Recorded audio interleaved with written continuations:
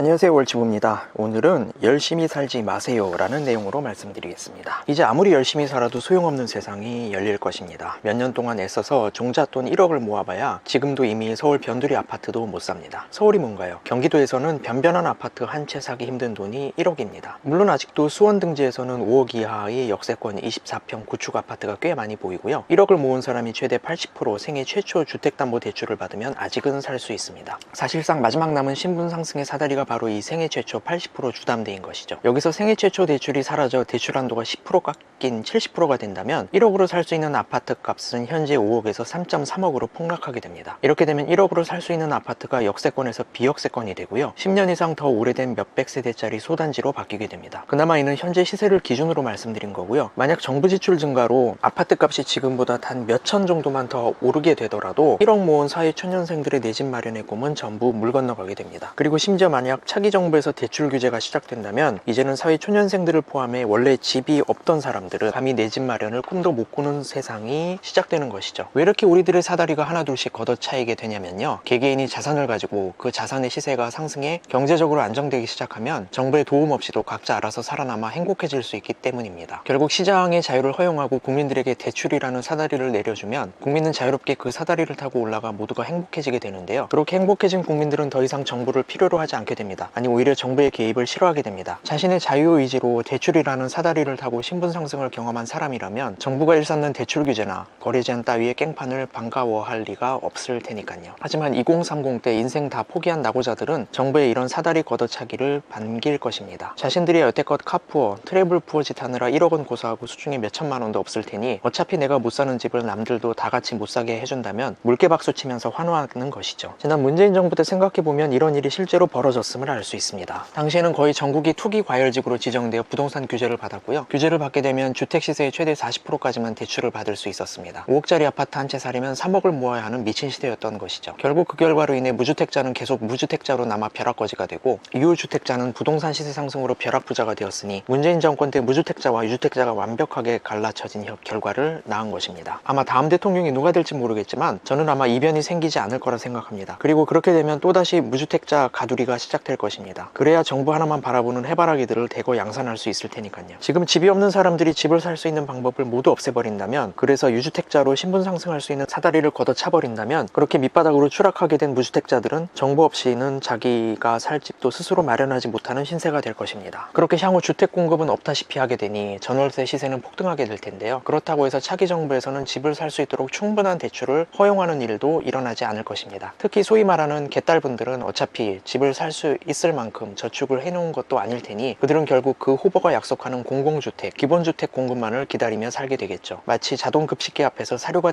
튀어나오기만을 하염없이 기다리는 배고픈 개새끼들처럼 말입니다. 그래서 이제 열심히 살아서 팔자 바꿀 수 있는 시대는 끝났습니다. 아니, 사실은 대략 서너 달 정도 남았다고 보면 될 것 같습니다. 원래 새로운 정부가 들어섰을 때 그 정부가 새로운 정책을 실질적으로 펴는 데에는 몇 달 정도가 걸리니까요. 다가오는 6월 3일 우리나라의 명운을 가르는 조기 대선이 열리게 될 텐데요. 그렇게 되면 아마 8월부터는 새로운 정부의 부동산 정책이 시행될 것입니다. 그렇게 되면 그때도 지금처럼 생애 최초 주택 구매자의 80%의 대출을 받을 수 있고, 생애 최초가 아니더라도 비규제 지역에서는 70%의 대출을 받을 수 있을지 모르겠습니다. 국가주도의 성장을 일으켜 그 부를 분배하겠다고 하는 사람이 과연 우리 국민들에게 시장의 자유와 신분 상승의 사다리를 안겨줄지는 모르겠으니까요. 그러므로 이제 우리는 더 이상 공부하고 준비할 시간이 없습니다. 몇 달 뒤부터는 지금까지 각자 달성한 자산별로 공산주의 사회 내 계급이 정해질 테니까요. 집이 있는 사람과 없는 사람, 집이 있는 사람 중에서 수도권과 비수도권 사람, 수도권 사람 중에서 서울 사람과 경기도 사람, 서울 사람 중에서 규제 지역 사람과 비규제 지역 사람, 이렇게 자산 규모별로 갈라쳐진 후에는 그 벽을 절대 넘을 수 없는 세상이 열리게 될 것이고요. 곧 내 집 마련이라는 단어는 사전에서 사라지게 될 것입니다. 그분께서는 내 집이 없어도 기본주택 에서 모두가 행복한 세상을 만들어 주실 테니까요. 물론 아직 사다리는 내려와 있습니다. 그리고 그 사다리는 딱 몇 달 정도만 더 내려와 있을 예정입니다. 그러므로 혹시라도 사다리를 타고 싶은 분이 있다면 지금 전력을 다해 뛰시는 게 좋을 겁니다. 몇 달 후부터는 그 누구도 열심히 살 필요가 없고, 열심히 살아도 아무런 소용이 없는 세상이 시작될 테니까요. 감사합니다. 월치부였습니다.